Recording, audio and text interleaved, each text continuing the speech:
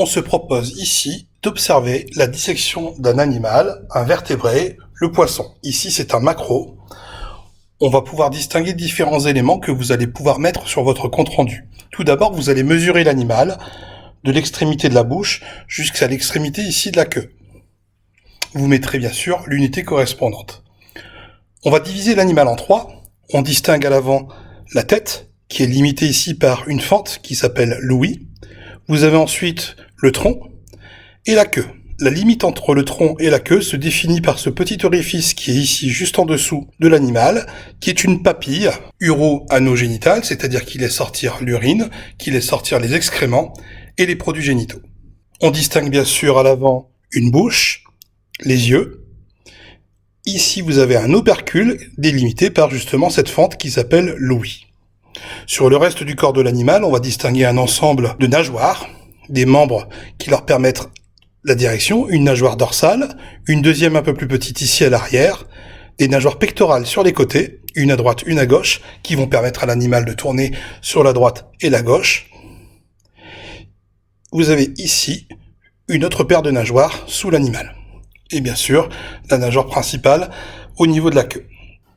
La première chose consiste à prendre en photo ou dessiner l'organisme dans son ensemble.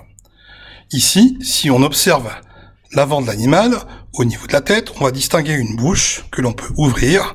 Cette bouche ici va nous permettre de distinguer en particulier des dents et une langue. Ici, l'animal étant un petit carnassier. Les poissons respirent dans l'eau et donc vont laisser passer de l'eau à travers leur bouche. Ici, je passe une sonde cannelée dans la bouche. Et on va pouvoir sortir sur le côté, ici, au niveau de l'ouïe. Et ici. Là, vous avez la direction d'entrée de l'eau de mer et de sortie de l'eau de mer. Le poisson va pouvoir filtrer ainsi le gaz respiratoire, en particulier le dioxygène, et rejeter le dioxyde de carbone. Afin de mieux distinguer l'appareil respiratoire, nous allons commencer la dissection et couper cette partie, la joue, qu'on appelle opercule chez le poisson. On prend les grosses paires de ciseaux, on devine en dessous les branchies, et on va couper l'opercule. Il y a une pièce osseuse assez coriace, juste à l'arrière de l'œil. On devine ainsi l'appareil respiratoire, ici très rouge, parce que riche en sang, qu'on appelle les branchies. On distingue un os et plein de petits filaments qui s'appellent les filaments branchiaux. De chaque côté, on va avoir 4 lots de branchies. Pour isoler une branchie, on va découper l'os dans le haut ici, au bout de ma pince, et dans le bas ici, au bout de ma pince.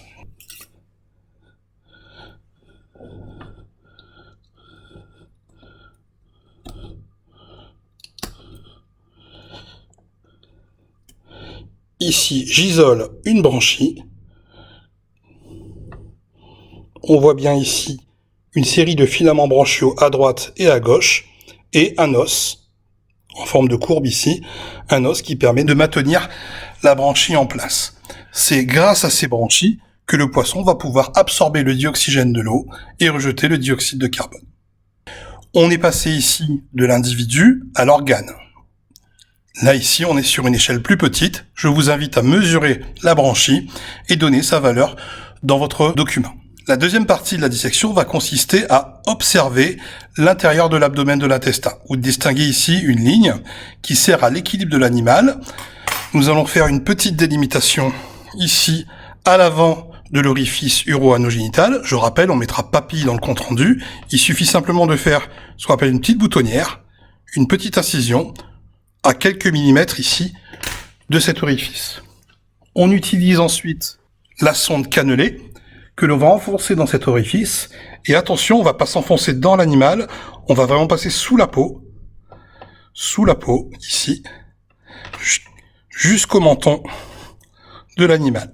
Et l'avantage de cette sonde cannelée, c'est que les ciseaux ne vont pas abîmer les organes qui sont en dessous.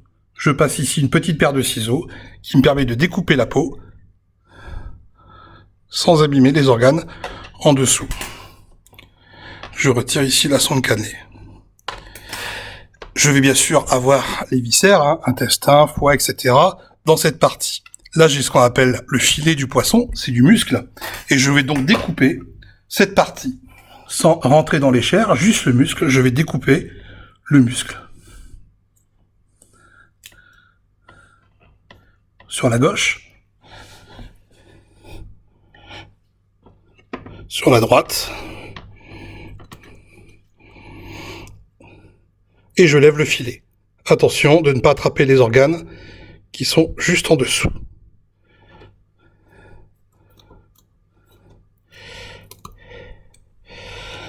Je fais bien attention de jeter tous mes déchets dans la poubelle, à chaque fois. Tous les morceaux, il ne doit pas y avoir de morceaux, à part ici la branchie, il ne doit pas y avoir de morceaux dans la cuve à dissection. Tous les organes sont écrasés les uns sur les autres, en particulier ici l'appareil digestif. Je distingue ici les muscles du dos, les muscles du dos que nous avons l'habitude de consommer. Vous avez ici les arêtes, mais qui sont en fait les côtes de l'animal. Vous avez ici à gauche le foie de poisson, qui est parfois consommé, et devant, ici, vous avez un ensemble de viscères un peu écrasés qu'on appelle les intestins. La suite de la dissection va se faire sous l'eau. Je vais retirer la branchie, et je vais passer l'animal sous l'eau. L'avantage de passer sous l'eau, les organes vont flotter et seront beaucoup plus visibles.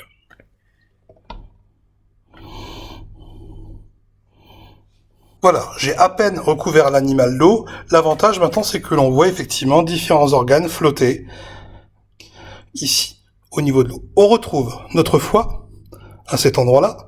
Juste sous le foie, on va avoir plein de petits filaments ici qui s'appellent des sécomes. Ce sont des sécomes digestifs. Vous avez ici une poche un petit peu plus grosse qui s'appelle l'estomac. Cet estomac se prolonge ici avec le fil, alors qui est un petit peu décroché. Et vous avez ici l'intestin. Je peux vous le montrer en le fixant par des aiguilles. On devine le gros intestin un petit peu plus épais avec les excréments ici à droite. Et là, l'intestin grêle qui est là, sur la gauche, et qui part de l'estomac. Voilà. Donc on devine ici l'intestin, les sécomes, le foie. Je vais mettre le foie de côté pour le soulever. Ici, vous avez un organe en longueur qui est rouge, c'est le cœur. Le cœur des poissons est un organe assez long qui se prolonge ici au niveau de l'animal. Si vous regardez bien ici au niveau de l'arrière, en soulevant les côtes, vous allez voir deux glandes.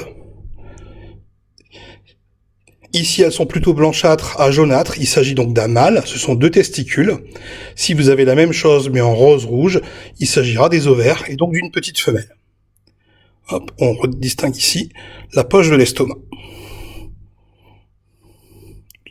Décroché, le cœur, l'estomac et l'intestin. Donc, on est toujours ici à l'échelle de l'organe. Je rappelle que l'ensemble s'appelle l'organisme.